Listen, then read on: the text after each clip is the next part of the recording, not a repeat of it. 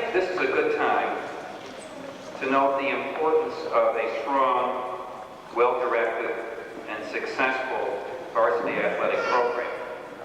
A program with the kind of success and momentum that made it very easy to sell this kind of building, to get support for that, as well as the track and field project that Steve mentioned. And we had an easy time arguing convincingly because of that.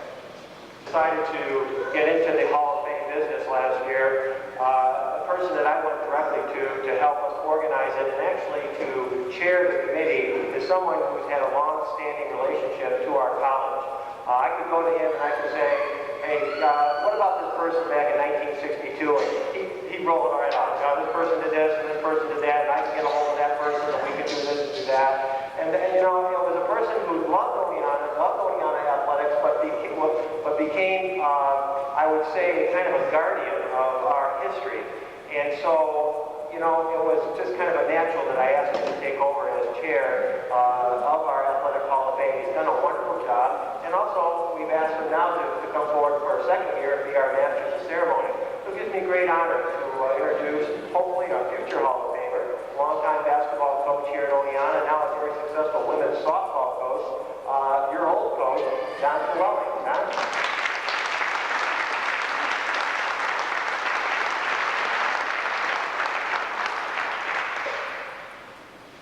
I got my Bobby Knight notebook here.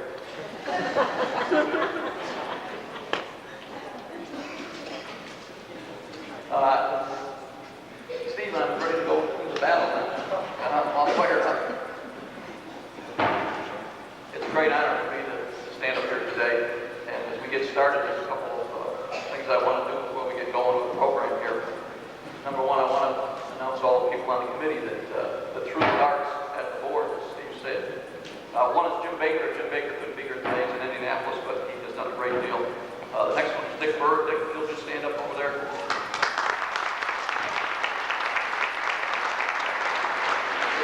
Dick was the person that we had to go to get all these people into school.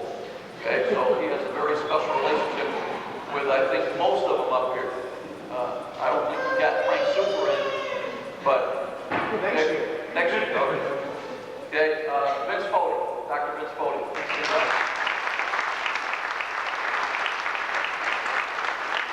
very instrumental in helping us with some of the people in the 50s and 60s when Vince was a student here, and it's been very valuable. Of course, Steve Garth, our athletic director, Diane Davidson, who has already been introduced once, okay?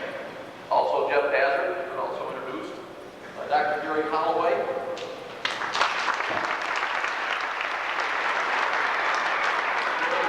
That's very invaluable because, as most of you should know, Gary is one of the first inductees in the Albany State Athletic Hall of Fame. So we have his expertise. Tracy Ranieri.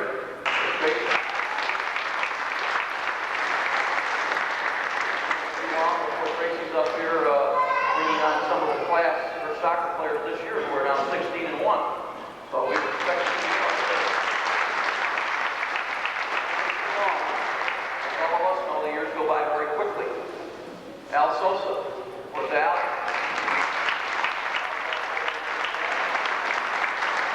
35 years, I believe, Al, right? So his expertise is greatly used with this group. We have 3 former Hall of Famers here today that were inducted last year. We're very, very pleased that they're back.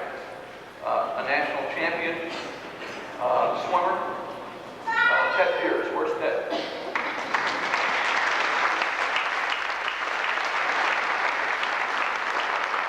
We have Joe Howard, the soccer All-American. Where's Joe?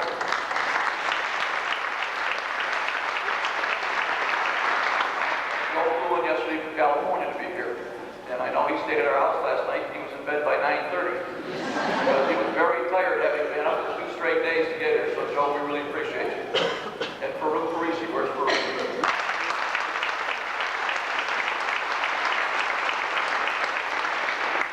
Flew in from Florida yesterday, but he was in Germany, I guess, a couple days before that. So he's been on a plane quite a bit.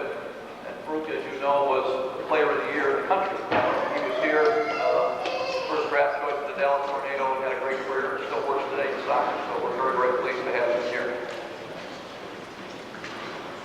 Today we honor 3 former coaches and 13 former athletes for the College of Oneonta.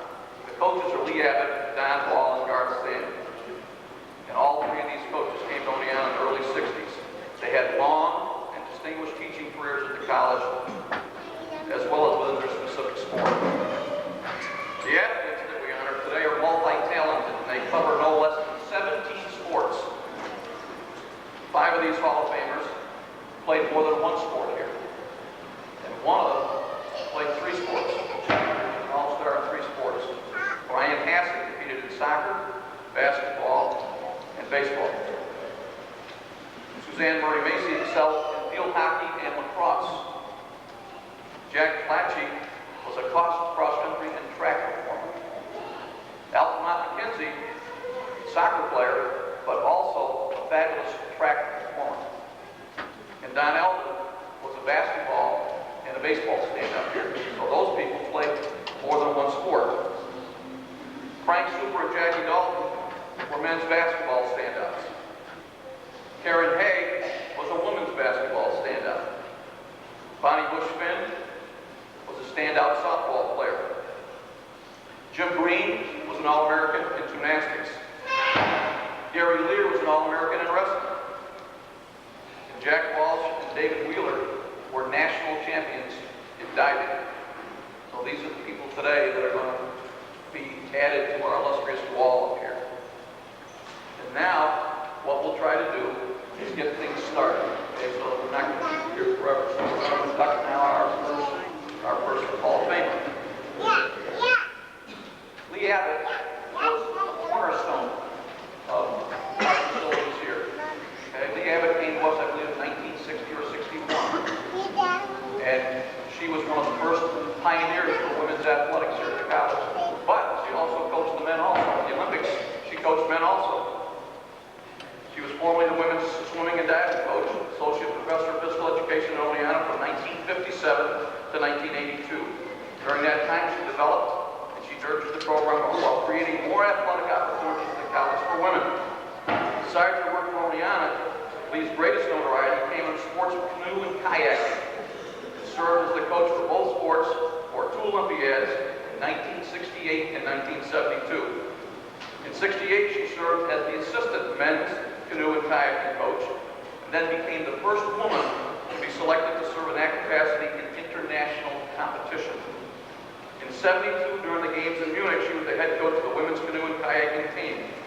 She's a graduate of the Bemidji State in Minnesota with a degree in physical education, and she received a master's degree in administration from the University of Michigan. After being discharged, she got back into teaching and found her way to Oneonta, where she spent the rest of her professional life. And today, we want to have Mr. Garth, if she would come up. If she would come up. Okay. And she now...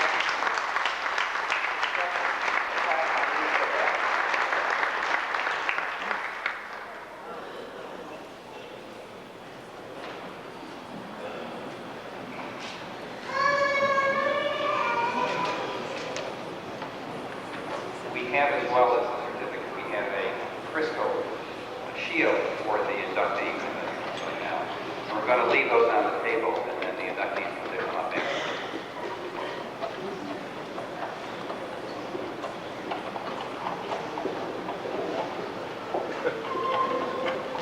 On behalf of Lee and all the family and close friends that are here, unfortunately she passed away in December. We thank the committee and everyone involved in getting this recognition for her. I want to give a special thanks to her swimming family. A lot of them are here. It gives a great tribute to her for them to come back. I don't think we have any paddlers here today, and we're supposed to be so glad to see them. This is not her first Hall of Fame, but I'm sure it would be her most appreciated. Because she spent most of her working career here. Actually, she worked here so she could afford to do what she really loves, which was her kayaking and coaching. She lived for her students, as any of her students here will attest. She'd do anything that help them. She never turned down a student if they wanted to swim, even if they're really good. If they gave it all their all, they swam. If they want to kayak, if they gave it their all, they kayak. Stacked everybody up, trucks or whatever. Mothers and families would make food and away we go. And that's came with her from her work as a coach in the Marine Corps and all the work she did for women's sports. I know particularly here at SUNY, she banged a lot of heads with administration, but that was what made me lead. And I know there's a lot of folks here that they're really glad to see her name on the wall, and her spirit will be here always. There's a wonderful display to her work here over on the wall, and she will always be here with the swimmers, with the rest of the athletes, making sure that women's sports continue to climb up through the ranks, and that there are many more wonderful athletes in this university. Again, on Lee's behalf, we thank you very much for making this possible.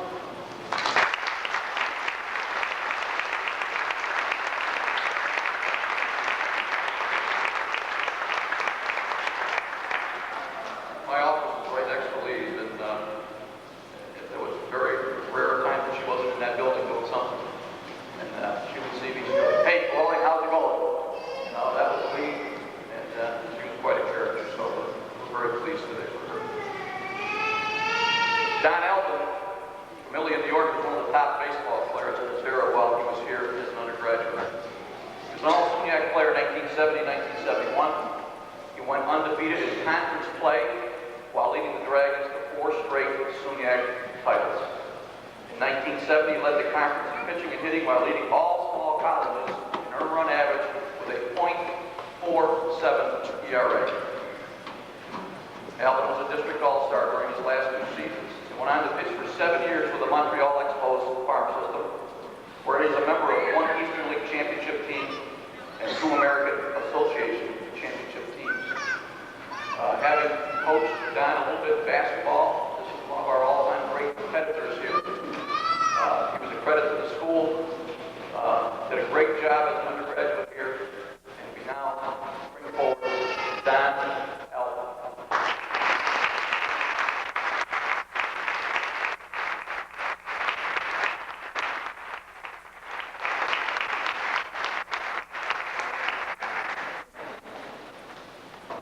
I'd just like to thank the committee. This is truly an honor. I really didn't know how to put it yet. It has overwhelmed me quite a bit. I played 4 years here. I did something I love, baseball. I played with a great coach, knew how to work, knew how to teach us to work. I played with some great ball players, Bryan Hassett being one of them for 3 years. I wish Bryan could have been here today. And there's many more. I played with guys like Steve McMullen, who's already in Induction. I came when Steve was a junior. And to say anything else, I just can't. I'm really overwhelmed. Thank you very much for this honor. Thank you.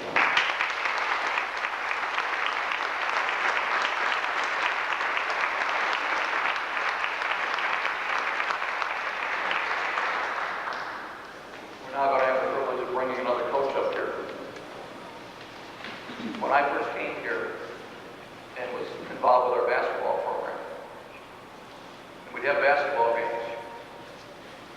While the games were going on, there was a tremendous roar that came out of another part of the building. And then if there was a break over there, we'd have a lot more people come into the basketball game. And then after a short period of time in there, they would leave and go back into the swimming pool. And it was kind of a back and forth thing.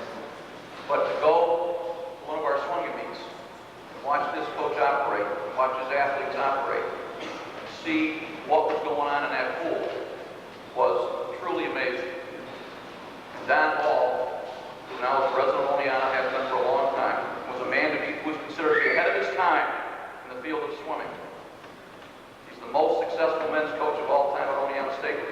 that spanned 20 years.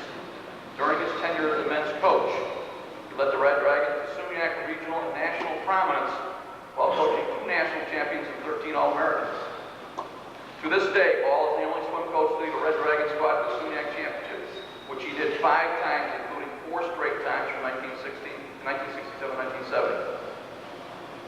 Don is an innovator. I can remember coming into that building, and he'd be in that pool at 5:30, 6 o'clock in the morning with that team. And I'd be on the road at night coming in, maybe for an 8 o'clock class, the majority had practice. And now they were getting ready to have another practice, probably around 3:30. I can remember him developing an underwater camera so he could watch the swimmers. He would get under, he'd have the scuba gear on, like Frogman out there, and he'd be under there watching the swimmers underneath the water. And they didn't do those things in those days. He was the one that started things like that. He used to come to my office and steal all my pencils. And I never had a pencil. He was always there. But this guy is one of our truly, not only great coaches here, but on the national level, he excelled. He swam in Indiana for Doc Councilman, who many of us know was the premier swimming coach of his era, probably will be for all time. So it gives me great personal pleasure to bring Don Ball up here. Be ready.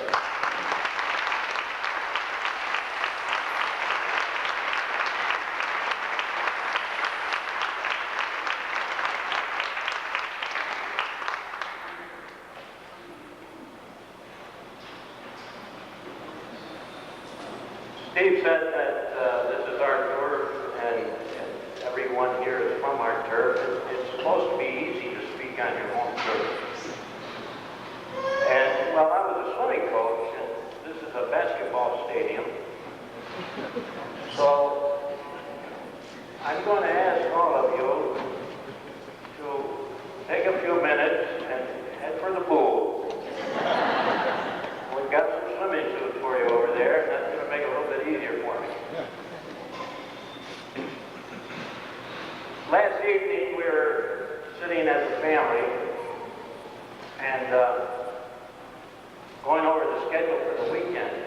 Who was going to go to the dinner last night, and who'll go to the President's dinner and home dinner this evening. And I made a comment, boy, I've got to say a few comments when I received this thing. I really don't know what to say. I don't know how to put 34 years into,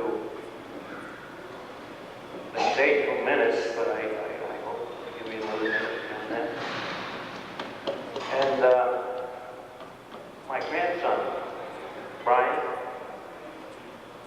who was 7 going on 8, I didn't know he was listening, and he says, you know what, Grandpa?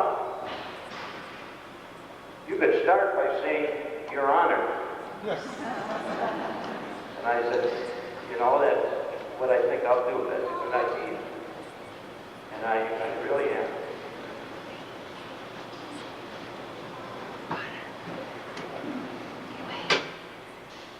So thank you, Bryan, for that. And I'm honored to have you as a grandson.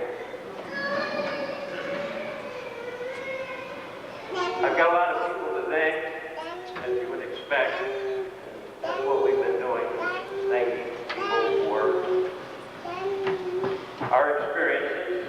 And Dr. Councilman was mentioned already. He was my mentor. He was 2-time Olympic coach and has done a number of things. We won't talk too much about him, but he was responsible in part for me coming to Oneonta. And he was responsible for me trying to dedicate myself to coaching. And he gave me a good foundation in mechanics and training and what he called psychology of coaching and that sort of thing. And I remember a comment that he made one time in terms of dedication. And he said, show me a swimming coach that plays golf, and I'll show you a lousy coach. And so I did have a set of golf clubs. I sold those and got into coaching. For other reasons, you sold I don't remember those reasons except for having to feed my family again. I also would like to thank my family because, as Don mentioned, we're up at the pool at 6 o'clock in the morning. So I was out of the house before my children were up. And then, as he indicated, we had an afternoon practice, and I was back at 6:30. I would sit down and read the paper. Next thing I know, my kids are giving me a kiss goodnight, and this went on for weeks, and I realized our swimming meets were on weekends. I had to squeeze some recruiting in, and weeks went by without really interacting with my children. I can remember taking training trips to Florida, and we jammed swimmers and family. In fact, we bought a van just to transport swimmers to this training session in Florida. When we got there, we had very few funds, so we would sleep literally wall to wall. And my wife had to put up with 3 swimmers sleeping in our bedroom with our children. At one time, she had to breastfeed one of the children on the trip, a 24-hour non-stop trip to Florida. And so these are the kind of things that the family is involved with coaching. I've got to thank Hal Chase. He's the person that hired me, and of course he's an inductee in the Hall of Fame, and he's responsible for all these programs. And I've got to give you a story of how I was hired because it'll never happen again. I was home on a vacation and I heard that this job was open, so I was up in Rome at the time. I took a day and came down and I happened on Old Main.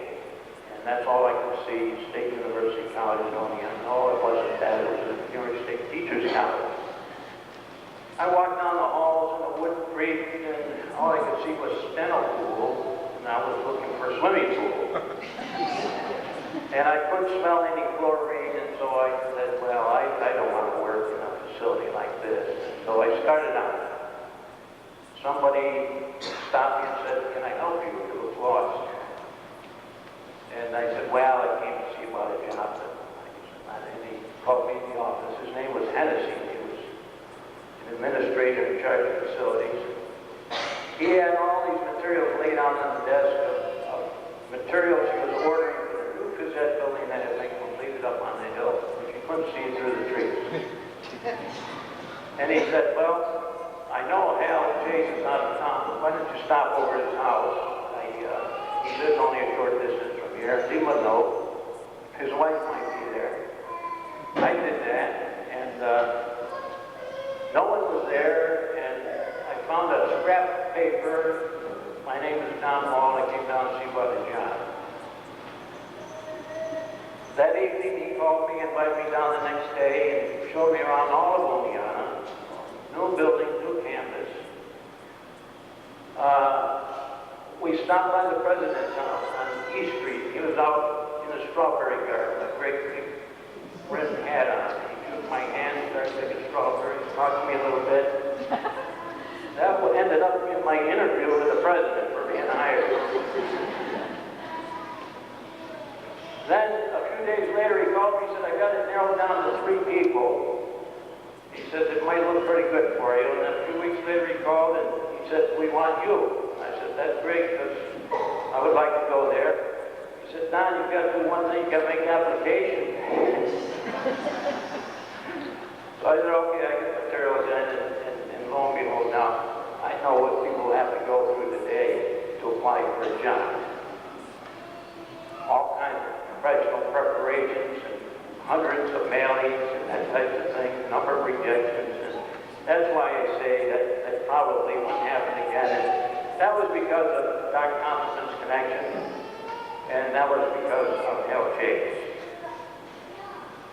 I want to thank Garth Stam, because we can't coach without swimmers, we can't win without swimmers, we can't. And Garth thought enough of the program to recruit two brothers. At one time, one was our lead swimmer in freestyle, another was lead swimmer in backstroke. And we did a lot of winning, but at any given time, if we were to pluck one person out, we'd have done a lot of losing too. So every member was important, and these two were responsible for a lot of our winning, and Garth is the one that helped us do that. I want to thank Courtney Lynch, who was our diving coach. Two of his divers are being inducted today as national champions, which was very unusual to have two national champions from the same city. Two that were projected to even be conference champions. And of course, with two diving events in each meet, it's obvious the contribution that his divers made to us winning.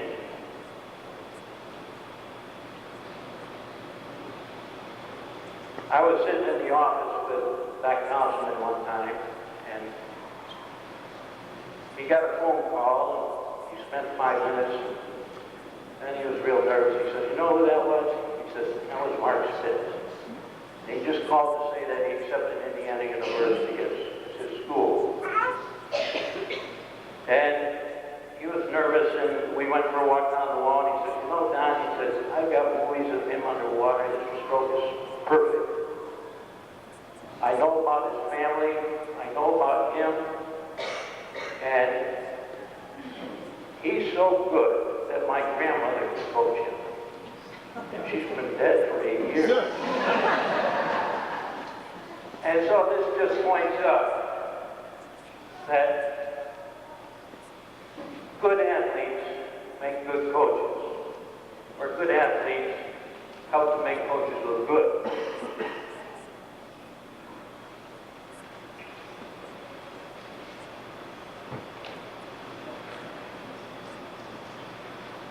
When Don Llewellyn told me that I'd been elected, was passing on the street, and I apologize for not reacting in a real positive manner. But I thought maybe the committee had made a mistake again. And I knew that we had so many great swimmers and so many great athletes to make up, that I thought that coaches should be last in line with this type of thing. And I even thought about going and talking it over with Garth Stam. And then I ran into John Excel, and I thought that he was on the committee at one time, and I said something to him, and he said, "Well, you're not accepting this for yourself." He said, "You're accepting this for all those other athletes that may not have a title, a record, a conference title, an All-American who made you a coach and who made your team." And so in that respect, I'm really honored to accept this. We've experienced a lot of exciting things. We've had college record holders, we've had conference record holders, conference champions, team conference champions, All-Americans, national champions. A lot of experiences to go with it, a lot of memories for each one of these things. But the thing that I remember most exciting thing, is something that we call teamwork, and in business they call it synergy, and in the Olympics they call it momentum. And this is where the performance, the unusual performance of one person on a given day sparks another good performance that day, and that sparks two more. And pretty soon you have a team that just plain outperformed itself and did wonderful things.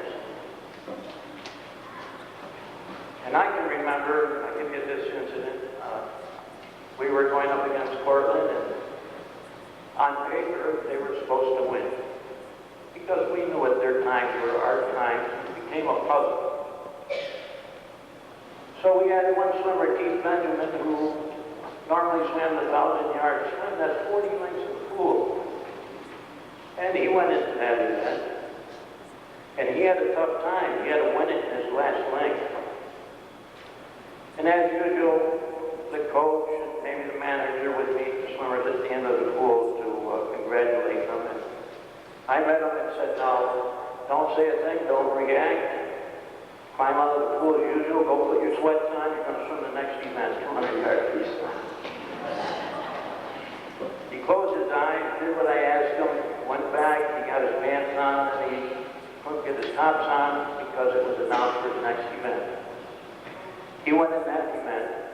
We were hoping for second place. He won it, and he set a record. Besides, unbelievable to the coach, unbelievable to the rest of the swimmers, and we just had some super performances after, and we won the meet easily when on paper we were supposed to lose. And those are the kinds of things that are exciting.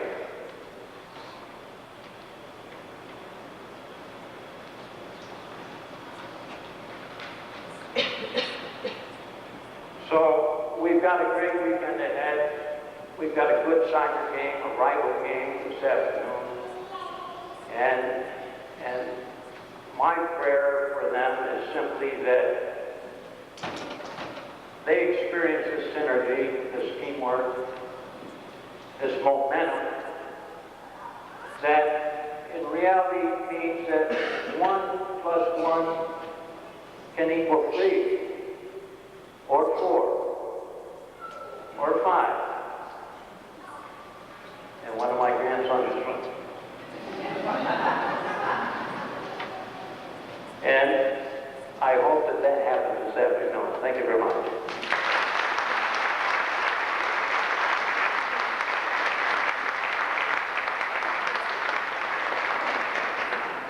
Thanks so much, Stam. In 1990, I stepped down from being a basketball coach with Al Sosa. I said, "Al, I'll be more than happy to still hold my own here softball team. Looks like you could use a little work at the time." And he said, "Okay, you can become a softball coach." So we started a program here that was already going, but who was at that particular time was kind of struggling a little bit. And I knew that if we were going to be competitive, we had to go out, number one, get a pitcher, because there's nothing, softball, if you don't have a pitcher, you're in big trouble. You can have 8 other good players, but you need a pitcher. So another one of our Hall of Famers here, Karen Haag, at that time was coaching over in Dalton. And I called her and said, "Yeah, I've got a young lady over here. She's really interesting." I said, "Oh, okay. I like being around interesting people." So I went over and recruited a young lady here named Busch-Finn, one of the top softball players of all time in Oneonta. And to this day, she's among the all-time leaders in pitching at the college. She was a 2-year player after transferring from Del High, but she stayed on next year to be my assistant coach. She helped lead our program, the Women's Collegiate Athletic Association Championship game in 1992. As a senior, she was ranked 10th nationally in walks per game, 7th in victories, 18th in winning percentage, 8th in complete games. She was a 2-time All-SUNY player and All-State player, and was honored as her senior year by being Player of the Year and ECAC Player of the Year. I tell my players today my pitchers are all like 5'11", 6'6", 1, 6'2". Bonnie's like 5'2". I think she weighed maybe 108 pounds when she played for us. One of the most courageous athletes that I've ever coached, both men or women. We were playing a game one night in Troy. She gets hit with a line drive. She goes down in a heap, and I go, "Well, here goes the season." We go out. First thing she says, "Will I ever be able to bear children?" That was her first word. She proceeds to get up, and being the competitor she was, I had to take her out of the game at that point. I could bring her back in one more time. And if anybody watched a game earlier this year between the Yankees and the Mets, you know what Roger Clemens did to Mike Piazza, the Mets. Well, the next inning, she goes back off the pitch, and I go, "This is going to really be interesting now." Well, of course, the first thing she does is knock down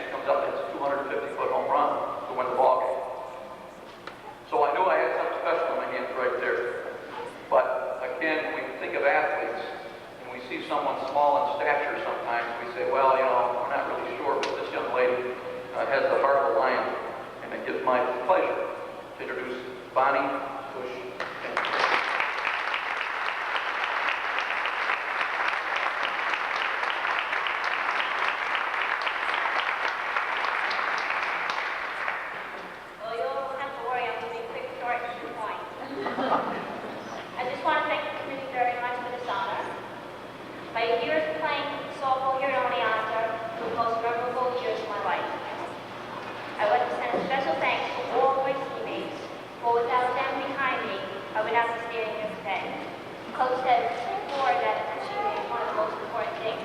I myself feel that achievement is important. If you don't have a team behind you, there's nothing there. Somebody has to catch the ball and you go on yourself.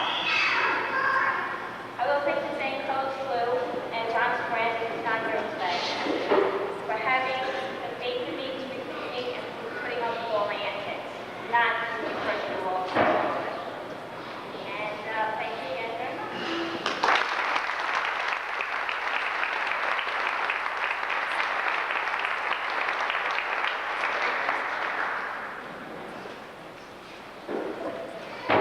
Many of you understand that in the late 60s and 70s, we had fabulous cross-country teams here. And we have a young man today that's going to be his second who was probably the all-time great runner here at college. We've had many. It was very, very tough as a committee going down and seeing what some of these young men did. But Jack Callaci, Cranston, Rhode Island, is considered to be Oneonta's most outstanding cross-country and track runner. 1974 to 1978, helped elevate the men's cross-country and track and field programs to respectability within the SUNY and the nation. By his sophomore year, he emerged as the team's #1 runner on the cross-country team and accomplished a feat that no other runner has since him, that of competing in the cross-country nationals twice. On the track, his greatest accomplishment came as a senior when he was crowned the 10K champion at the SUNY championship meet. We give you Jack Black.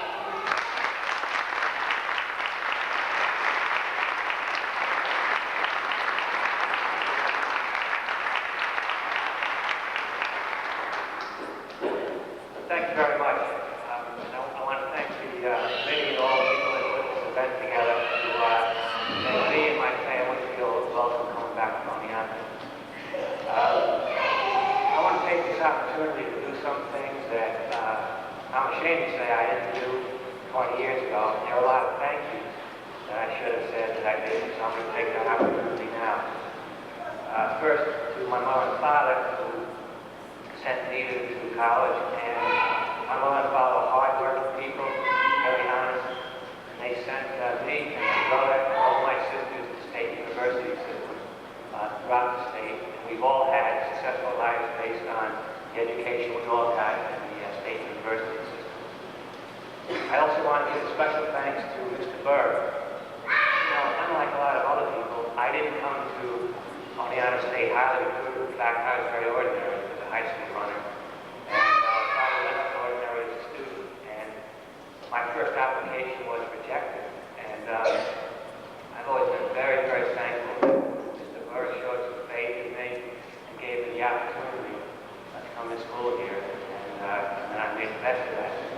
But I think that in my life, I've always thought about how I got a break and I got an opportunity to have a lot of success, as I have had, and just brag about that. When you look back, I can say, you know, there's a lot of people that helped me along the way and gave me a very, very important break and a needed break. So I want to thank Mr. Burr.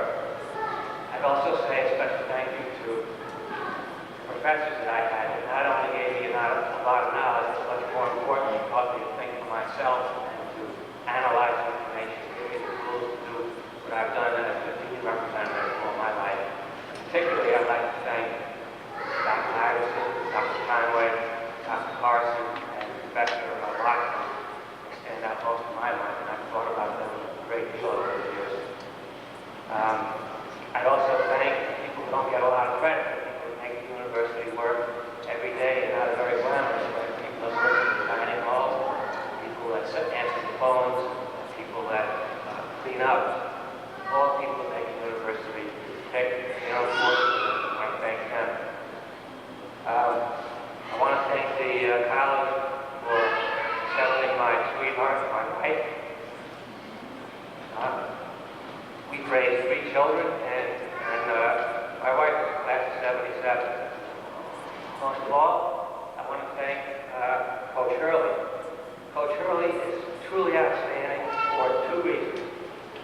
One, when I was running, particularly I ran marathons in college. You know, there weren't a lot of books on it. There weren't a lot of people doing that. And Mr. Hurley spent a lot of time guiding me through my career and spending his own time taking me up to Boston to stay with his mother for the Boston Marathon. And I gave a lot of guys to me throughout my year, including when I graduated. But one thing that I say is really exceptional about Mr. Hurley is, and I know I say this to myself and my teammates, and that is that a lot of my teammates are still running. A lot of guys have gray hair, well into their 40s. And Mr. Hurley taught all of us a real deep appreciation of just a true love for our sport. I competed very seriously for a good number of years after I graduated, and I stopped competing several years ago, but I still train very hard. I run every day. I do interval workouts, I run hills, and I do it today simply because of love of the sport and love for running. And that, you know, and many of my teammates got from Coach Hurley. And also, I know all of us, not only refer to Coach Hurley, but we also see him as good friends. So thank you most of all to Mr. Hurley. And thanks very much to everyone.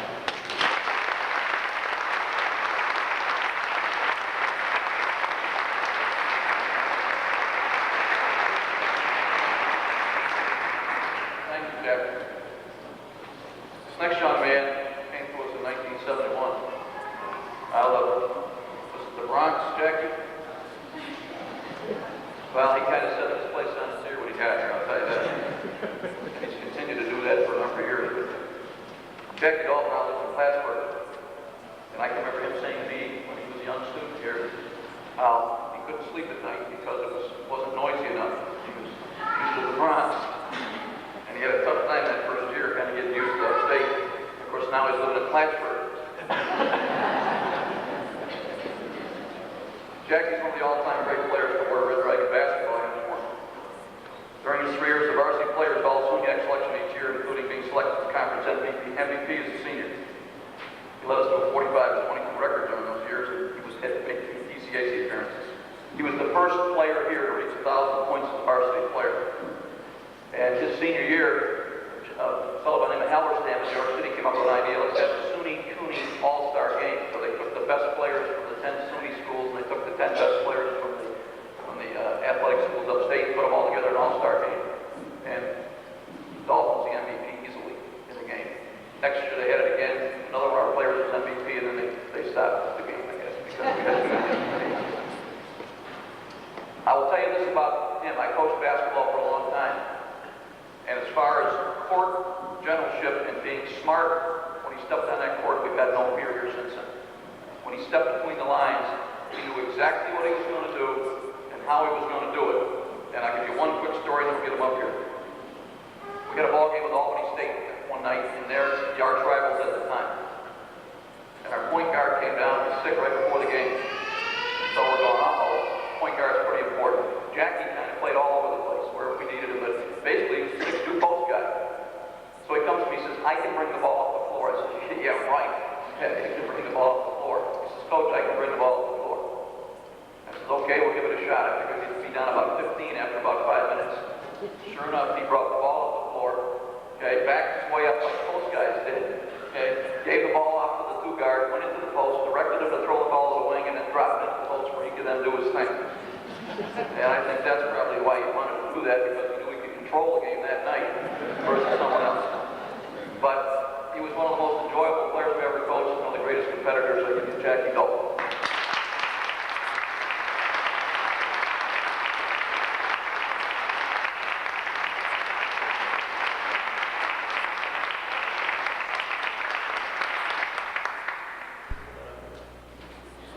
Thanks, Coach. I was very smart between the lines on the court. I guess if I was as smart off the court as I was on the court, life would be a lot smoother. I had come through a lot. I came up Oneonta, 71, as a young wild child from the streets of Haag. I'm overwhelmed to come back today, in the year 2000, as an old wild child from the streets of Plattsburgh.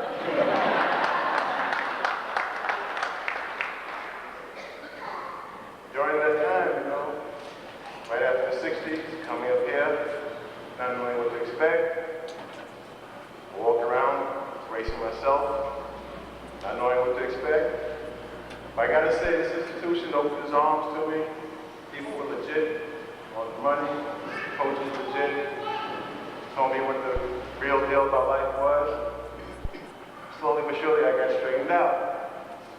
I feel very fortunate to be able to be here today. I want to thank my sister, Mom Francis, for backing me.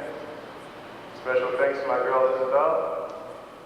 Took the brunt of a lot of my growing up at this time. Very, very special thanks to my son JJ, which I dedicate this to. And I'd just like to thank the institution for everything that you've done for me, allows me to do it. And special thanks to the coach here. He was legit all the way. Y'all don't know. I'm just overwhelmed by it all. Don't know what to say, but a big thank you. And try to come back and give my support to those that follow us in the future. Thank you very much.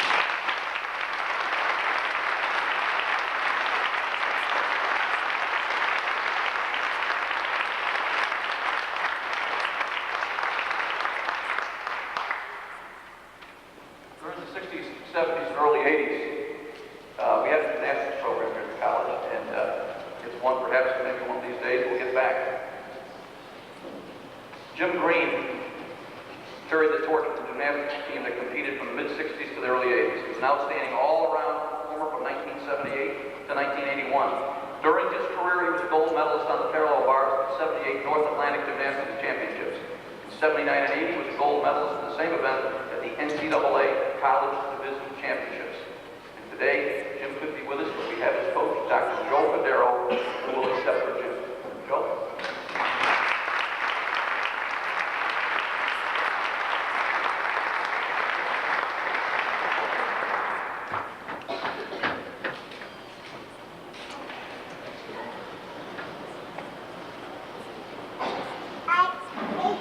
Yes, you have to lower this every once in a while. I mean, 2 sheets of newspaper stand on to read something. Well, I should say, I'm fairly certain that Jim would prefer to be here to be recognized publicly, but circumstances just preclude that. However, I'm happy to be here to acknowledge this honor on his behalf. This is a singular honor. To be recognized as a Hall of Fame athlete is an experience very, very few people will ever have. So that's why I say this is definitely a singular honor, and I'm certain he realizes the significance of it. Jim, without a doubt, was the very best gymnast we had at this college in the 14 years we sponsored the sport. His quality of performance was equivalent to any Division I gymnast in the country.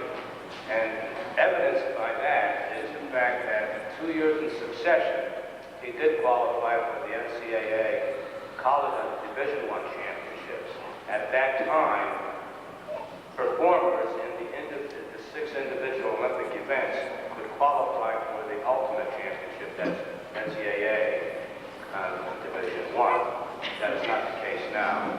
But nevertheless, that's quite an honor to be able to compete against the very best. And Jim was the very best in our area. And we could always count on him for first place on the parallel bars. He was always in the 90s. And those of you who know gymnastics, when you're scoring in the 90s and mid-90s, that's a very fantastic high score. In any case, he won the North Atlantic Gymnastics League Championship for parallel bars, and he did compete in other events, particularly in pommel. You know how difficult that is. But this North Atlantic Gymnastics League was comprised of 4 teams from 4 different, a number of teams from 4 different states: Connecticut, New Jersey, New York, and Pennsylvania, including Division I Long Island, which we held our own against, Coast Guard, Powerhouse, and Westchester State University in Pennsylvania. So we had a very tough sledding to go, and sledding would be an appropriate term because when we went to Cortland, that was a snack to go a short distance. But to go to Westchester, go to New London, go to Long Island, those are not easy trips, particularly in the wintertime, because gymnastics is a winter sport. But in any case, along with the NHAL championships, as John mentioned, was a silver medalist on parallel bars in '79 and 1980, only missing by a whisker the championship in 1980. And those of you who know gymnastics, you miss by fractions. A step here, that's how it was. He did a full pirouette on a single bar and just made one touch on the grasping the other bar, and 1/10 of a point knocks you out. And it's not unlike in track and field. You lose by hundredths of a second in a race, an inch in a pole vault, and things like that. So, but that's what separates the first and second place. The little things are really big factors. In any case, Jim is well-deserving of this honor. There's no question about that. He was out without fear in this college and among his competitors, and we're really proud to see that he is in this Howard Hall of Athletic Fame. Thank you.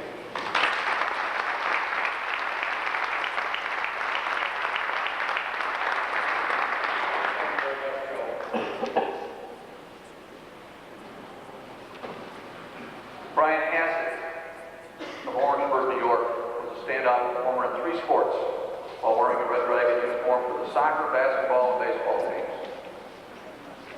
During his 4 years as a member, he was selected to the All-SUNY team, which makes him the only athlete to accomplish this feat in school history. As a senior, is named the Oneonta Male Athlete of the Year, selected as an Outstanding Athlete in America. Played semi-pro baseball for 5 years after graduation in the Metropolitan Baseball League, where he led the league in stolen bases every year. He's in the Rockland County Hall of Fame, the Rockland County Softball Hall of Fame, the Clarkstown High School Hall of Fame. The one thing that I can remember about this young man is that he spent all 3 sports on the ground all the time, going for loose balls. He wasn't really big in stature, but his heart was as big as he was. And I can remember one of our sports information people down at the local paper, in one of the articles stated that after one of his performances that he was worth the price of admission himself to come and watch Bryan Hassett perform.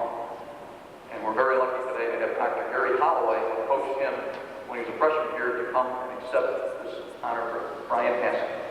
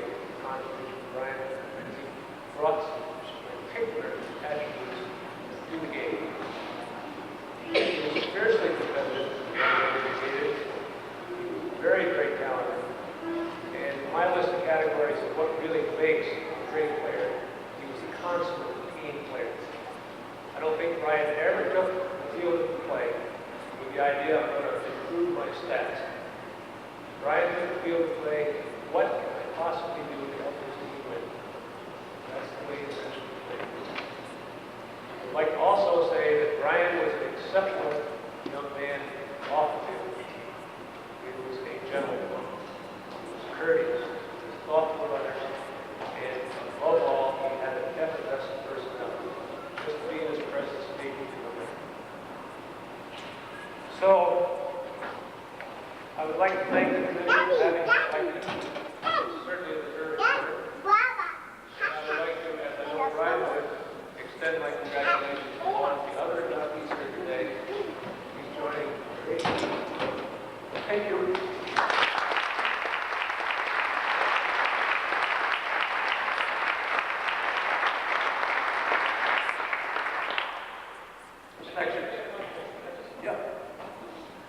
I place some white sheets on this desk at the end here, and you would wish to sign that. I would close those secretaries with the card sympathy and notice of the right.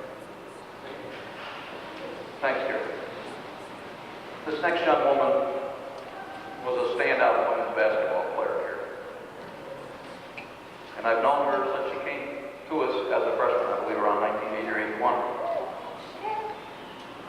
I watched her play, and being a basketball person, I was very interested, of course, to watch good athletes perform. So much so that as I watched her play her 4 years here, I used to bring my point guard that I was developing at the time to come and watch her play and direct her team when she played.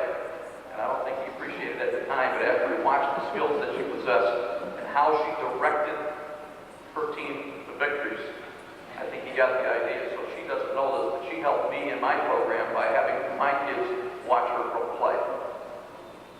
She was a standout guard during the early 80s for the women's basketball team. During her 4-year career at Oneonta, she helped the Red Dragons with 2 straight ECAC appearances and SUNY and New York State Women's Collegiate Application appearances. She's an all-SUNY selection all 4 years, while being selected to the all-conference, all-tournament team, and earning ECAC All-Star honors. She's currently the head coach at Walsh University in Pennsylvania. And I have one more quick story. We talk about people who keep their word. Karen has worked in our camp system here for the summer. And I could see very, very early on in her career that we got something special going on here. And so she was an English teacher. She didn't even know she wanted to coach. And she came to me and we worked on the coaching things, talked about strategy and so forth. And about the 3rd or 4th year in her career, coaching-wise, Georgetown came calling. And they were looking for a new young coach. And so I immediately told about Karen. They came here during the summer to try to get her to go to Georgetown. But she had given her word that she was going to accept the job at Albany State. And so she turned that job down, a chance to go right to the big time at a very young age. But she had given her word to somebody else, and she was not going to change that word. And that, for me, put her in a whole different category of people, because today, that's sometimes, people don't keep that today. So I give you now Miss Karen Kane.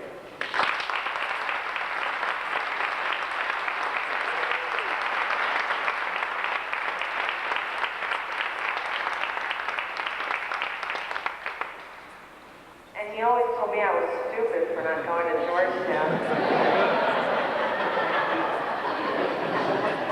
Thank you. I would like to first off congratulate all the other inductees. I am just amazed to be included in this fine company. Special note about Bonnie Busch. I was a softball coach for 2 years. 1 year I was really good. The other year I was really bad. I'll let you guess which year she played for me. I have some friends and mentors here to thank. Barb Blodgett, my coach, who is not here today, but she was a great coach, a wonderful role model, and she remains a dear friend. Don Llewellyn has been a mentor for me my whole life, professionally. I never even really thought about being a coach.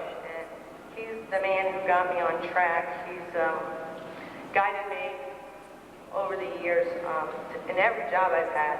When I got my first big job at Wilkes, I called him up and I said, "Lou, what am I going to do? You got to help me. Can I come up?" He said, "No, I'll come down." He drove down to Pennsylvania, spent about 4 hours in the classroom with me, and got me all set and ready to go, and I'll never forget that. He and Marion have been wonderful friends to me over the years. Because of my time at Oneonta State, I do what I do now, and I preach to my players every day about life's lessons in sport. These really aren't empty words to me.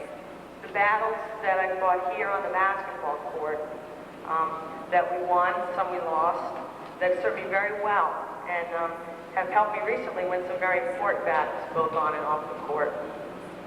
Oneonta State gave me challenges to face, academically, athletically, and a few social challenges, and provided me with the tools to meet those challenges head on.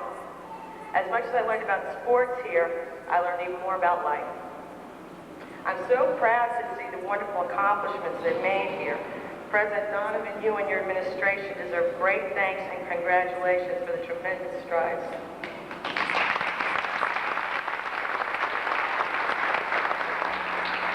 Also, congratulations to Steve Garner, Tracy Ranieri, and the really talented athletic coaching staff here. They are quickly and effectively rewriting the record books. I also want to thank my mom and dad for their constant love and support of my endeavors, and my friends that made it to be here today. This is really one of the proudest moments of my life. I'm really grateful to Oneonta State for teaching me so much. I graduated from this institution with more than an English teaching certificate and some basketball statistics. Oneonta gave me lifelong friendships with coaches, teammates, and instilled in me the qualities that are at the core of what I do today, and how I will try to live my life and do my job with pride, perseverance, and heart. My deepest thanks for this tremendous honor.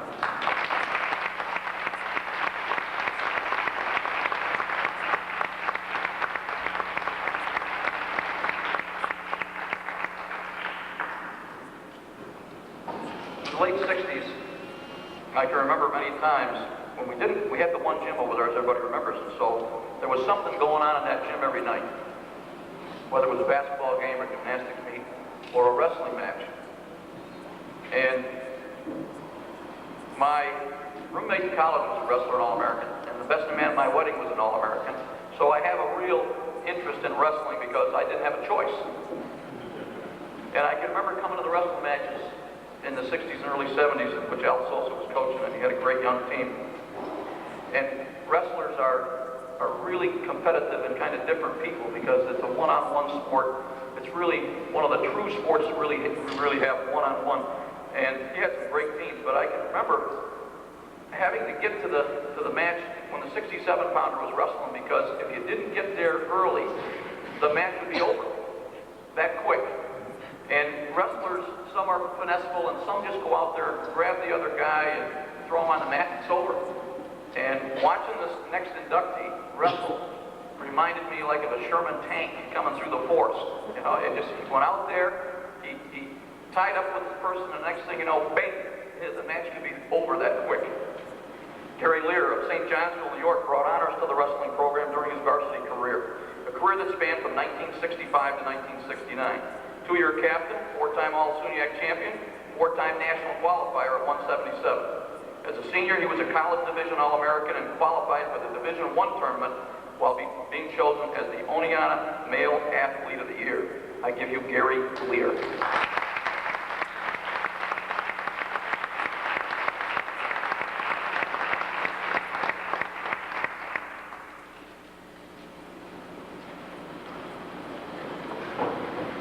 I want to thank the committee who bestowed this honor upon me. I want to thank Al Sosa, my coach, for being a role model of both physical and mental toughness. I want to thank my wife for those times when I had to pull weight and I couldn't eat or drink, and she didn't eat or drink either. The 4 years that I wrestled at Oneonta were some of the years I had the most fun. It's an honor to have been able to wrestle for this team, and I think that I can get an award for having fun is also exceptional. Thank you.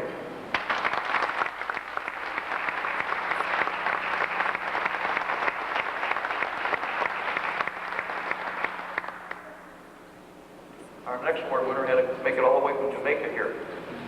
We're really pleased to have him. In the early 70s, our soccer team was, to say the word exceptional, probably doesn't even give it its due.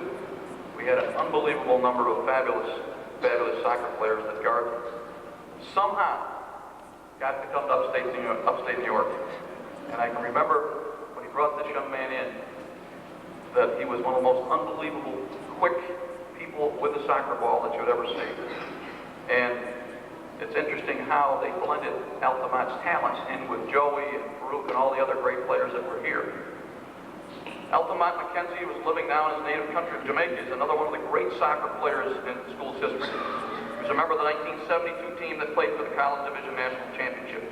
He amassed 50 points during his 4-year career. He was a 4-year All-SUNY selection, 3-time All-New York State selection, and a first-team selection All-New York State in 1972. After graduation, he played professionally in the North American Soccer League, was a member of the Jamaican national team from 78 to 80.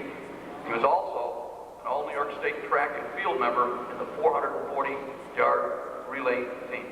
I give you Altamont McKenzie.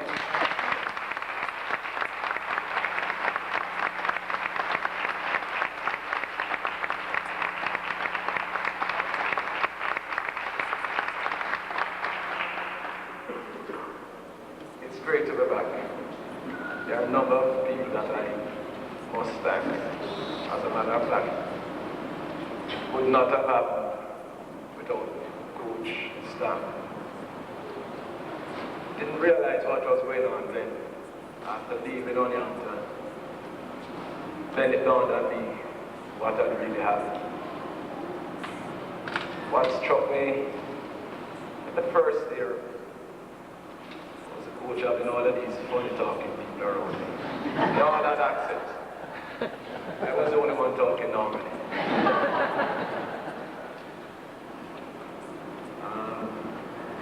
But we played as a team. As a matter of fact, if it wasn't for my teammates, I wouldn't be here. Playing was made so much easier then. A number of them are here. John Warner from 1970, then Joey, Farouk, and Desmond throughout those years. I just want to thank those guys and everybody involved in the committee for having me here today. It's a great honor. I'm really thrilled. Thanks, everyone.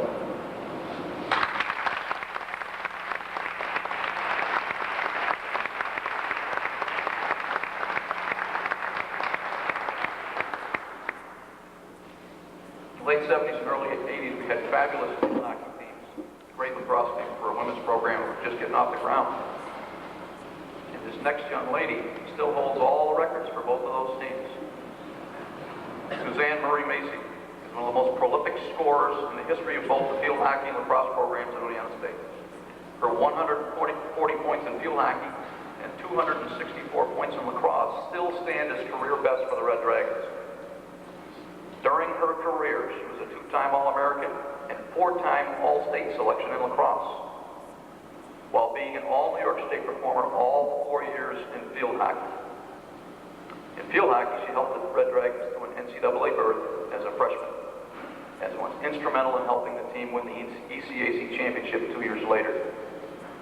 I can remember people talking about this young lady, how she was a slasher to the goal, okay, and she could run all day. And so it's proud for me now to present Susanne Masi.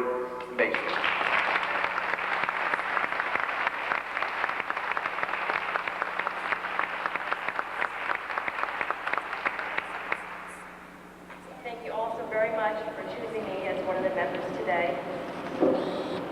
When I came up to Oneonta, I was a baby.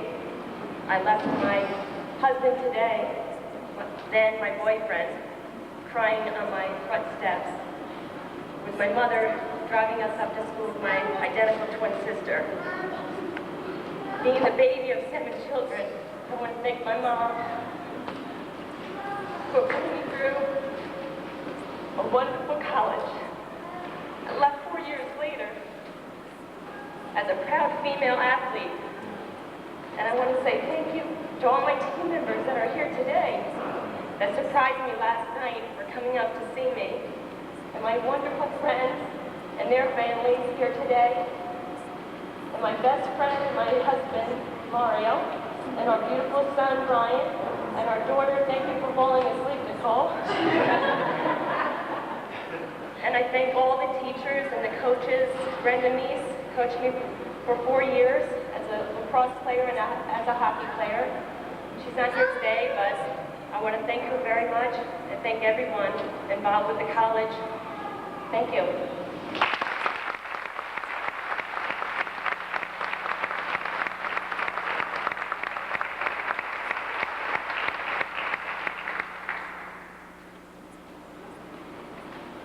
We got a special honoree here today. Last year when we started this, we tried to put together, looking back into our history, as much as we could about those athletes that were here in the very early days. It was a very tough thing to do because there really wasn't much around, and we had to rely on other people that have been in the community for a long time. And we put a very distinguished gentleman named Frank McKenzie last year in the Hall of Fame. And there's a couple of gentlemen out here that are with us today, Tony Drago and Tom Green, who came to us and they said, hey, there's a gentleman who was a student up here in the 30s who was, quote, the Michael Jordan of his day. And that boy, does he really deserve the honor to be in the our Hall of Fame here. And so we gave Vince Fodi the task of getting more information, spending time with these two fine gentlemen. And indeed, what we found was unbelievable. So when Frank Super, who grew up in Oneonta, New York, who played for Dutch Damaski, who Damaski Field is named after, and Dutch stated that he was the greatest basketball he ever coached while he was at Oneonta Normal prior to World War II. The Daily Star agreed and dubbed him the best player to attend Oneonta State Normal School before World War II. He scored over 400 points while he was here. Now, that doesn't seem like much by today's standards, but when you figure sometimes the scores were 19 to 15 and 32 to 31 and so forth, you can see that he was a dominant player. He was named to the first state All-Star team in 1939. But more so, when he left here, he went on to become one of the state's most successful coaches in football, basketball, baseball, and track and field. And today, some of his former athletes are amongst us today here. He coached numerous undefeated and league championship teams and ended his career as a wonderful educator and athletic director at Mount Markham School. I have had more phone calls from people who played for this gentleman than you can ever imagine. And I give you Frank Super, class of 1939.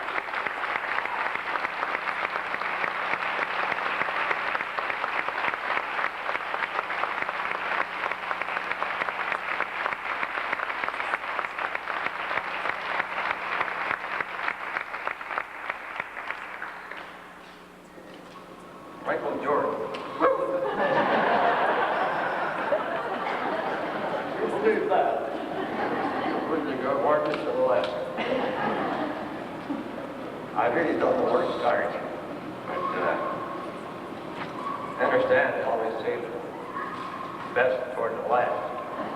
Not the last, not the best. But I'm sure I'm happy to be here. First, I want to start. I look around here and I can't believe it. I went to the normal school.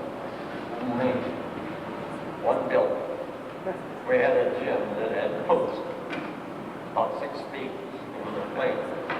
We didn't play our games there, but we did practice there.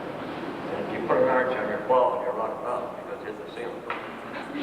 Well, that's the difference between them and now. But I want to do more than what I want to do is to thank the people who have helped me, my wife, my family. I want to thank the athletes that I had, which 2 of them are here and 2 of the best that I ever coached. I'm very lucky that I am from Oneonta and several of my family are here to be with me. I appreciate that very much. I don't know when I was brave or crazy, But when I started coaching, I wasn't qualified. I went to a normal school and I was qualified to teach the common branch subjects from the kindergarten through the 8th grade. Well, my first job was to teach phys ed, which I had never gone to school for. They were desperate for a man to coach over in Gilbert. So, believe me, that was my first time I'd ever had anything to do with six-man football. I had never seen a game. Didn't know much about it. So I went over there. I had the greatest bunch of kids in the world. And we went undefeated. So this goes to show you, coach has the truth that I have. And then I left there and I went to West Winfield. And I ran into the same thing. What a bunch of kids I have. And I want to thank those people, especially those that are here this morning, that I had the privilege to coach. I really at a loss for words, but I do want to thank the committee for giving me this honor. I still can't comprehend what this all means. But after last night, and after what I see today, I'm getting a pretty good idea of what this is all about, being a member of the Hall of Fame. And I want to thank the committee, especially Tony Griggle, who I know had some Tom Green, Ms. Bodie, and anyone that had anything to do with my being in this community.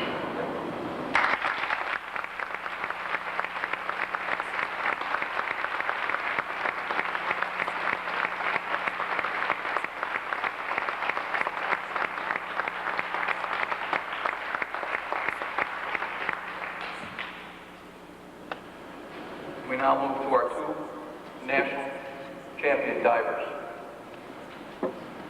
Jackie Walsh, native of Binghamton, one of a quartet of athletes, including fellow inductee David Wheeler, that brought honor and recognition to Oneonta in the sport of swimming and diving.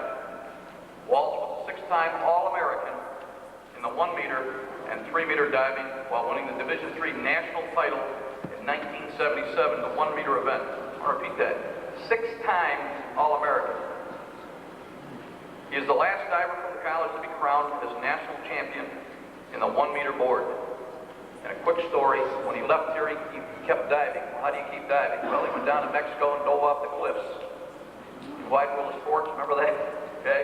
And he also got a job in a circus and went around and dove, like 80, 90 feet up into a teacup, one of those things. So he kept doing this thing. He's a little strange, this guy, okay? But, again, he loved the sport, and we presented him here with the opportunity to dive. I think they almost had to teach him when he came. And accepting this award today was his coach, John Ball.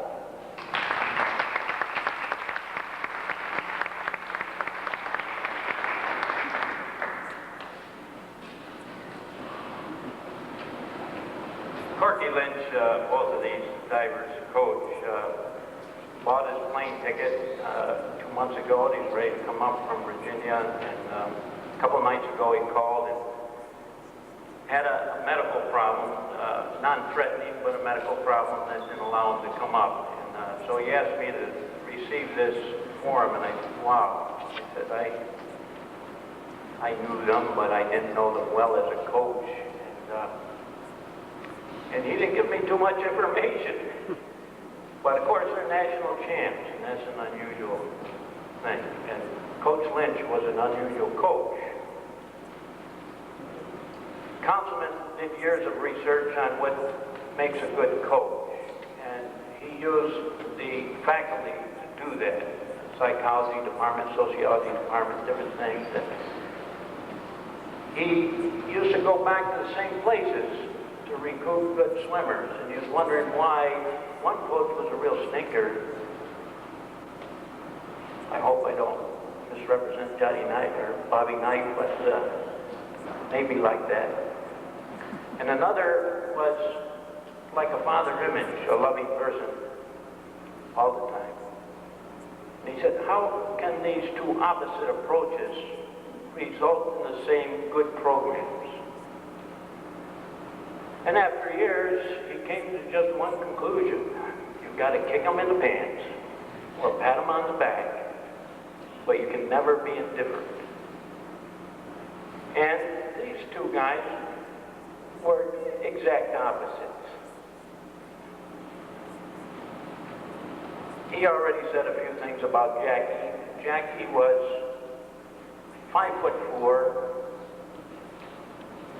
120 pounds, a person who wanted to be self-coached, always arguing with the coach, very uncoachable in terms of techniques, mechanics.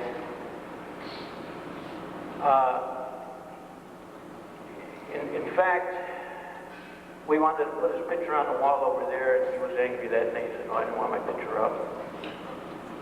And I can remember Coach Lynch 1 week before a conference meet, and here was a leading diver in the conference. We'd finish our swimming practice, and the divers continue a little bit longer because it freed up the pool. I heard the screaming at the other end of the pool.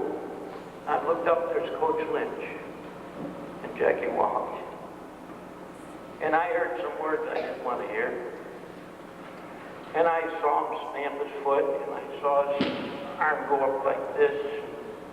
I saw Jack put his head down, head out the locker room. I said, "Oh, conference championship, there it goes." He was back next day, a little bit mellow, a little more coachable. But he needed that kick in the pants, and he became a national champion. Dave Wheeler was a real gentleman, very coachable, real team person, trying to draw the opposite in personalities. He was 6'2", 180 pounds. Jack was 5'4". He was a 3-meter champion. Jack was a 1-meter champion. So a lot of opposites, but the same success. And it's difficult to say what makes excellence, who's going to excel, what's the personality we need. And here points up that it's almost impossible to do that. But Coach Lynch had that ability to figure out what was needed. And he applied that type of motivation. Did it in soccer, he did it in diving. And if you look at the number of divers he had, the number of All-American divers, he had All-American divers and conference champions before these two. His percentages were probably the highest of any coach in the college, with having excellence within the group. And so I accept for Jack and for David this honor. Thank you.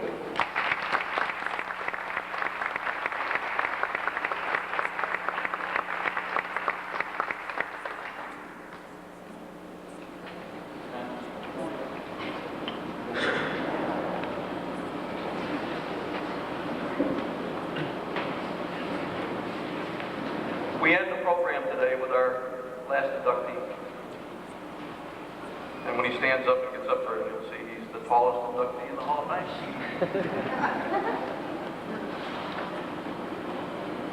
When I came to Oneonta, believe it or not, one of my jobs was to help the soccer program.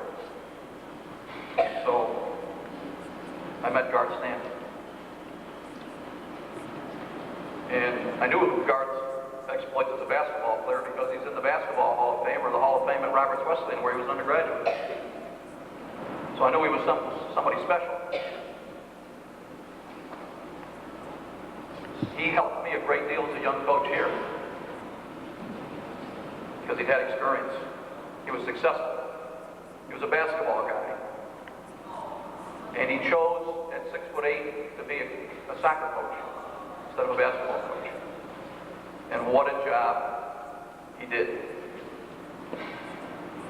The biggest thing that I can say about Garth before I specifically introduce him is that underneath that exterior of that easygoing personality was a real winner. Someone who really prepared his teams. Someone who adapted to change. And someone who used to tell me, just win, baby. just win. Garth resides in Oneonta. He patrolled the sidelines for men's soccer for 28 years, led the team to unparalleled successes. During his tenure, he compiled a 267, 123, and 27 record, including a stretch of 62-6 from 1970 to 1975. Coached the team to undefeated seasons in 71 and 73 while leading the Red Dragons into the NCAA College Division Finals in 1972. Garth's teams won 2 ECAC titles and shared or won 4 SUNY crowns. He has coached all 6 of Oneonta's All-Americans, had 18 players drafted into professional soccer. Garth is still active today. Matter of fact, today, if there was a bunch of guys playing noon-hour basketball, Garth would be in there today, elbows all sharpened up, ready to go. And in the last few years, since he's been retired, he's played on national over age groups in all parts of the world, in the country, winning national championships again as a player. He's someone who didn't just talk things, he actually went out and did things himself, and it gives me great honor right now to present Garth Stam.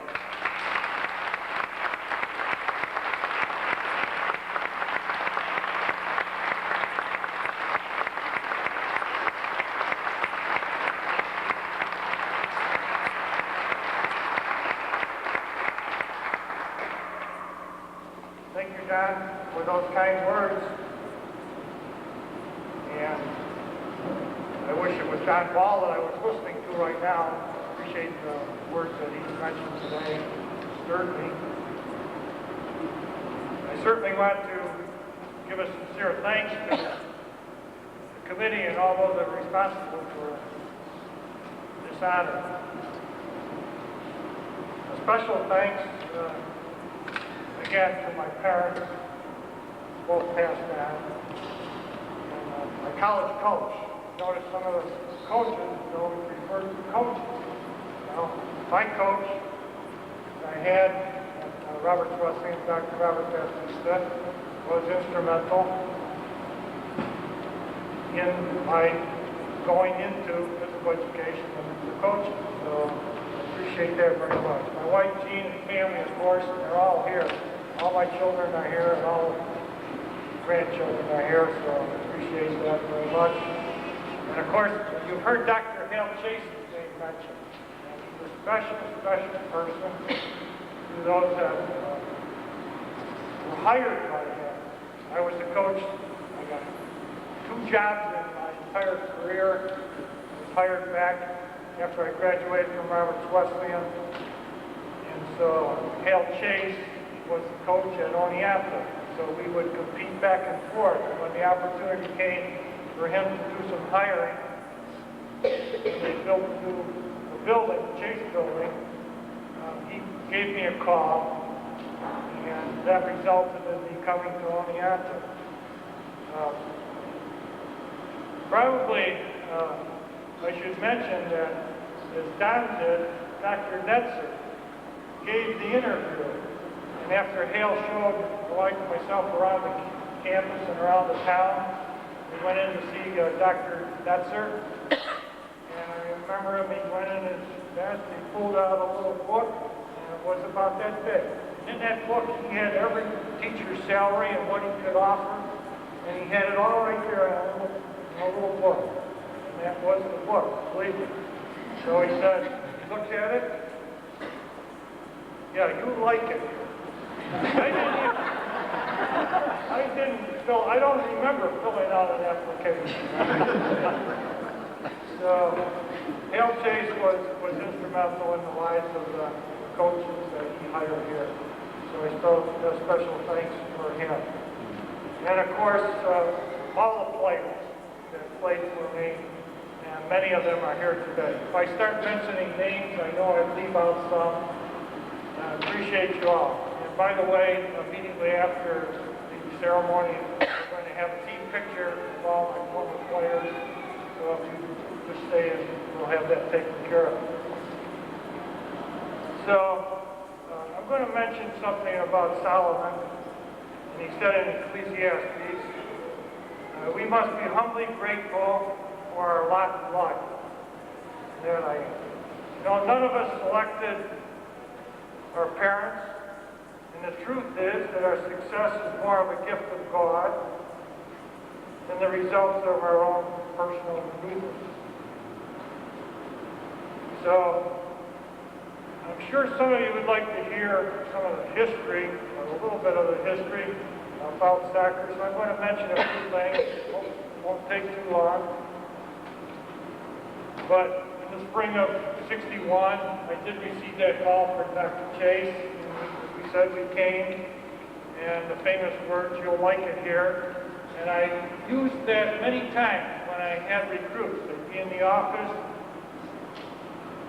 I tell them, you come here, you're going to play with great players, you're going to be a better player, and you'll like it. So those were some of the things that I remember. I saw the hills and I saw the streams, and I said, I could hunt one of these ridges and one of these side hills for the rest of my life. A different one every day. And so I was impressed, and I came. The soccer program, when I came, we started in September. By the way, when I was hired as a basketball coach and a baseball coach. And Fran Daly spent many years here, recently retired, was hired the same year I was hired. He was hired to be the soccer coach.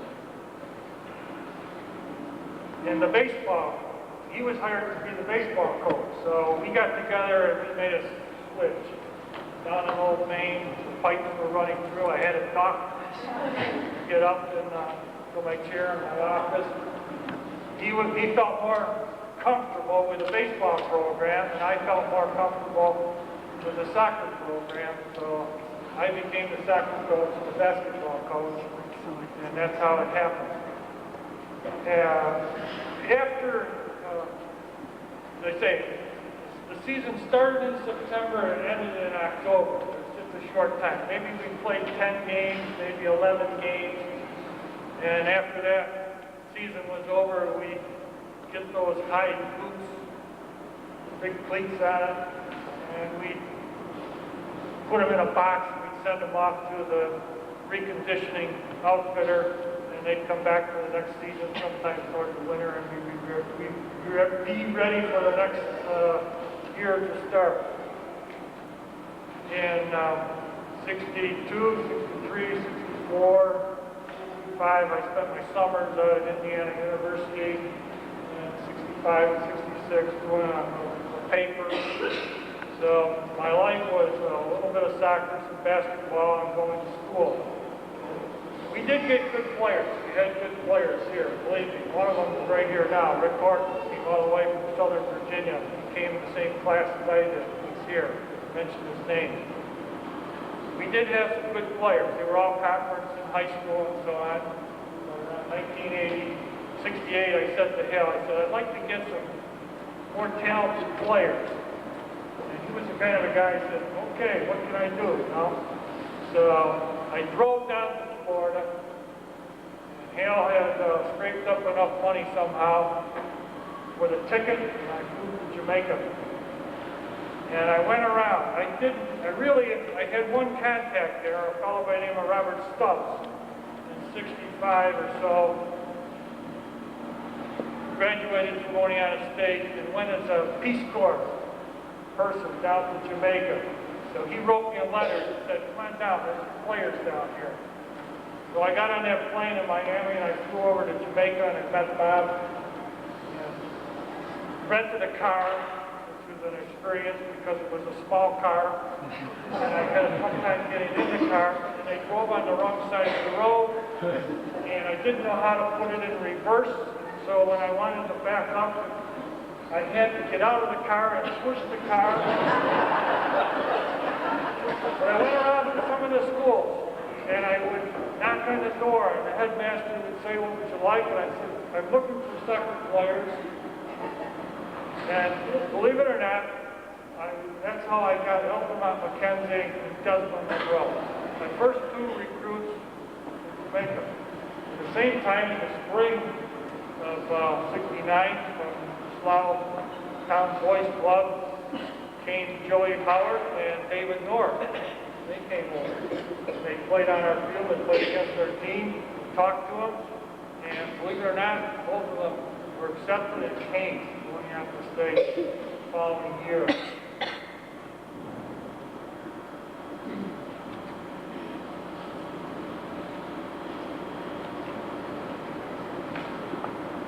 I wandered around the streets of soccer fields in New York City. Believe me, that was an experience. Down there I met Max Buell, playing in an all-star game. Carlos Camacho, Bert Beatles, another player, an Asian player that showed up here. I didn't recruit him, believe it or not. He came simply on his own, and he was a great center forward for us. Remember a fellow by the name of Johnny Freitas that would travel up to Rochester, pick him up, drive him all the way to Oneonta, show him the campus, drive him all the way back to Rochester, watch him play in a game, all the same day. Made a phone call every night for a period of maybe 2-3 months, but we got him. He came here. He was the best player at that time out of Rochester, New York, Johnny Freitas. And of course, we had other great players that were already here. And so with that combination of 13 players that we brought in 1970, the program was off and running. That's where it all started. A few years later, the NCAA decided they were going to have divisions, and you had to make a choice whether you were going to go Division I, Division II, Division III. Our school was a Division III school, and that's the way they went. But you were allowed to have one sport that could go higher. So we had a great team. We made the decision to go Division I. Division I allows scholarship players. Division III does not. So we abided by Division III rules. We're not able to give scholarships. We did have some help for foreign students. So this was a big incentive for us to get foreign students. It was, in a way, easier for us to get foreign students than it was to get the best players out of New York State. They saw an opportunity to come here, and a lot of them took advantage of it. And I'm so proud of the accomplishments that they were able to accomplish, not only on the soccer field, of course, but even after. And every one of them, as they come up here year after year, are successful people.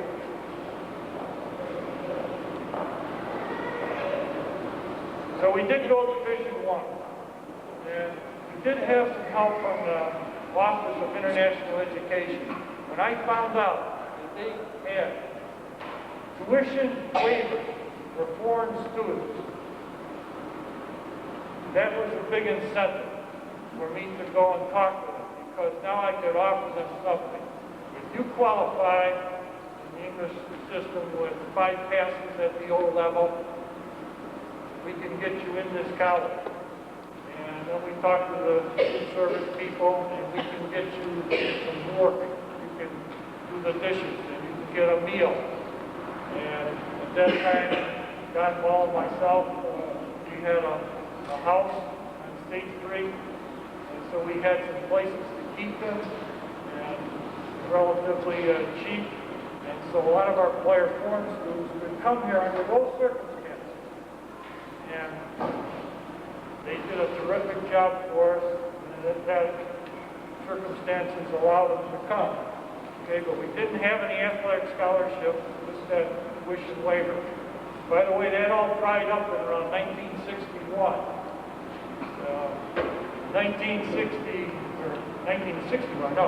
1981, it all sort of dried up, and then the transition had to be into all athletes from New York State. So I'm sort of proud of the way that transition took place. I mean, we had great players, maybe 3 or 4 great foreign players on our team at that time, and then all of a sudden it stopped, no longer. Then we had to go with New York State, but we had some momentum on our side. And we made the transition after a little dip in 1984, 85, 86. We had some very, very, very successful teams. In 1970, the season went for 12 months of the year, 24 hours a day. I never went anywhere where I didn't think I had to make a visit or a phone call. While on vacation, it was always try to get another player. Try to get a player that will fit in the program and make us successful.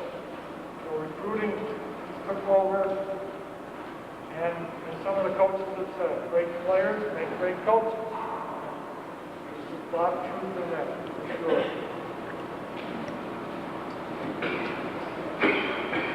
A few more minutes and I'll be done. Some lessons I've learned, first sharing. Number one, what you do now makes a big difference what you do later on. When I was going to Indiana University, I don't know if this guy is in the hall where they kept the Hall of Famers at Indiana University. On the wall, it had a quote by Abe Lincoln. I don't know if I can say it exactly right, but he said, prepare yourself now, and when your chance comes, you'll be ready. I remember that. Believe me, it's true. If you didn't make the phone call, if you didn't write the letter, if you didn't go see that person, didn't make the visit, chances are a couple of years later you wouldn't have them on your team. And you'd be in a sad shape. So that kind of drove me, that lesson, that statement by Abraham Lincoln. I'm going to mention a fellow that was very, very instrumental in my life. This is going to be a shock to some of you, and not to some on the team that went to the national team. There was a player here. He played JV ball his freshman year, sophomore year, junior year. I didn't even invite him back. I didn't invite him back this senior year because I knew he would be a JV player and I didn't want to invite him back for early practice. He came anyhow. His name was Steve Kuczynski. Now, Steve was a goalkeeper, but he came, played freshman. We've had freshmen, sophomores, anybody wanted to play, played on the team. He came. He still wanted to do that when he was a senior, believe it or not. We had a player, Doug Kosh, who was our keeper, and we were down in Binghamton, and I take Steve along as the backup keeper. Doug got hurt in the game down in Binghamton. So he said, Steve, you're here, you ready? Let's go. He goes in the game, he's ready, out there, and immediately they attack him, and he goes out and he makes a tremendous save. And that save probably saved the game. Steve Kuczynski played our starting goalkeeper position for the rest of the season and went out and played in the national final. There's a guy that prepared himself, and when his chance came, he was ready. Amazing story and an inspiration to me. Another thing I want to mention, something I learned. I learned so much about diversity the last few years when I was teaching. And there's a big push, our strength is in our diversity. I never understood because usually when I see two different groups of people, quite often there's animosity between them. And things don't actually work out. And I kept wondering what the story is here. How can diversity be our strength? That team, when we brought in a lot of foreign students and so on, we had black players, we had white players, we had all nations, we had them from English, we had them from Poland. We had a Polish player, by the way. When I went up and knocking on doors, I went up to Toronto, and I didn't know anybody up there. And I knocked on doors, and I got a fellow introduced to me, just came over. His name was Frank Gaza. Couldn't even speak English, just a few words. He came here, believe it. And somehow he got accepted, and he became our right back. So we had all kinds We had Bert Beatles, Haitian. We had Carlos Camacho, Ecuadorian.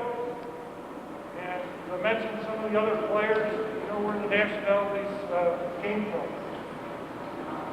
You know, what made it work was the fact that they all loved something. They had like soccer balls running through the veins. They loved the game. They loved the game. There wasn't anything that they wouldn't do to play soccer. That's all they wanted to do was improve. All they wanted to do was work.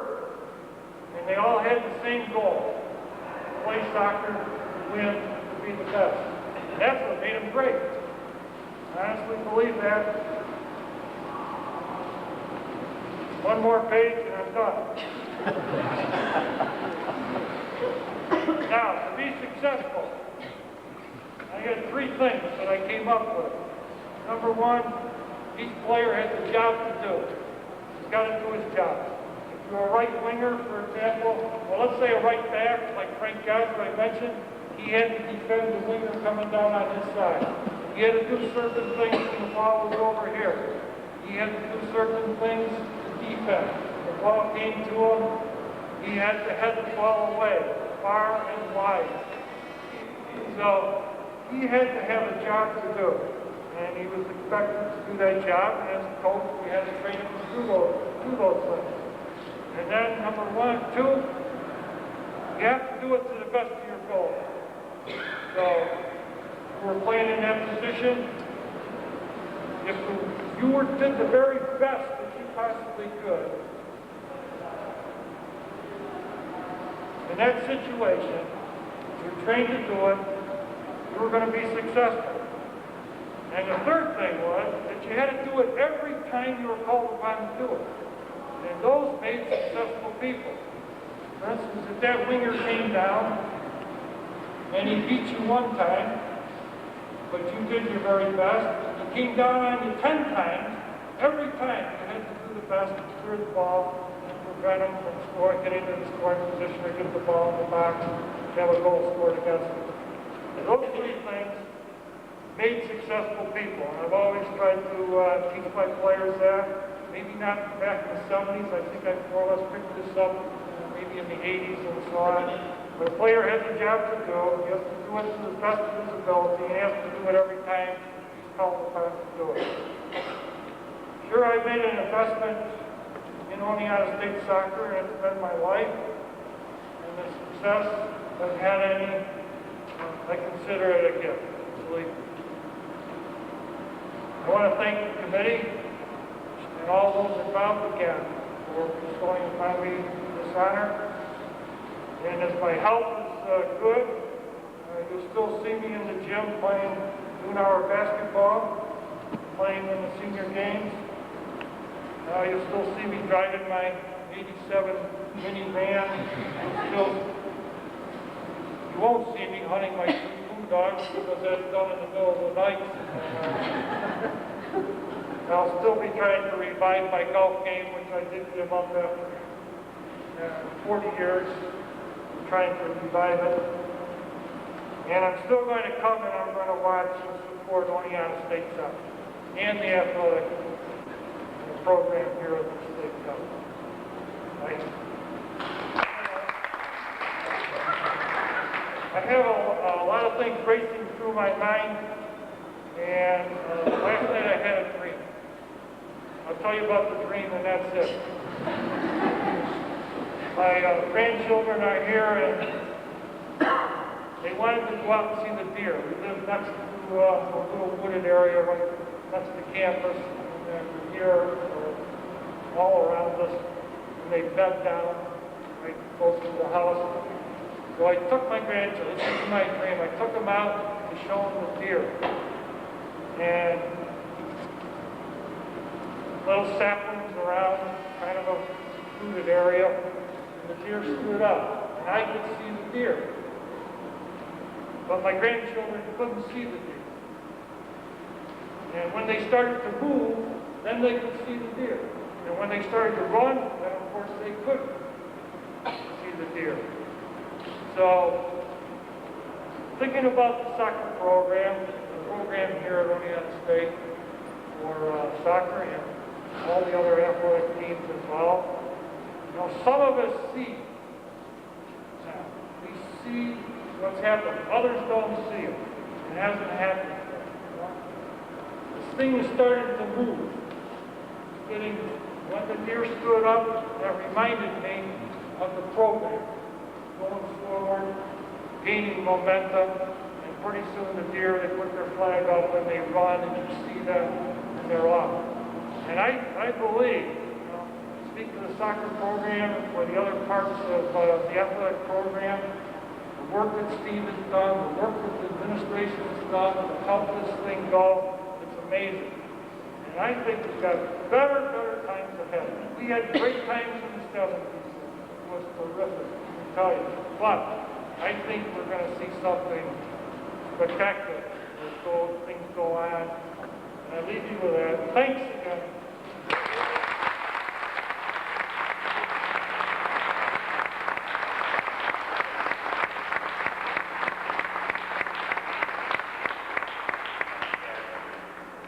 Now that Garth has been elected to our Hall of Fame, there's some special news that I want to share with you. I'm very honored and pleased to thank Garth and Jean in person for their gift of $25,000 to the scholarship bearing Garth's name. They humbly and generously made this gift a week ago. Garth and Jean,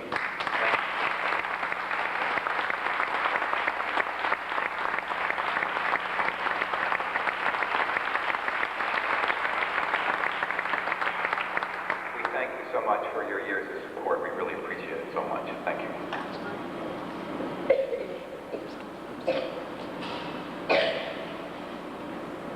Well, we get to the end. I had some other things that I was going to say, but I'm going to start to slow down here a little bit and get us over to the wall and get us going here. Last year was very special when we started this program. It's even more special now. These fine people that we have here today are now enshrined along with us. And then last night, sitting up and thinking of some things to say, I came upon a poem, and I want to read this to you because I think it has a lot of meaning for not for me, but for the people that are sitting here. And it goes like this. It seems it's born forever since the first time that we met. We've shared some days together that we just cannot forget. There was work, and there was laughter, and there were tears and triumphs too. Successes and disasters, but somehow we came through. Yes, we worked to make things last, and yes, we had to strive. But God, our blood ran hot and fast, and God, we felt alive. It's those moments that we'll rely on. They bespeak the way we feel. For we started out as iron, but we ended up as steel. And now in the days that yet will dawn, although we'll be apart, those memories we know will spawn a smile in our hearts. Now take our wishes with you for blessings from above, for happiness in all you do, but most of all, our love. And with these words, I want to again congratulate our new inductees. And now we want to move, I believe, Steve, down to the area of the hall, and we would like to take a moment to unveil the plaques. Again, we thank you so much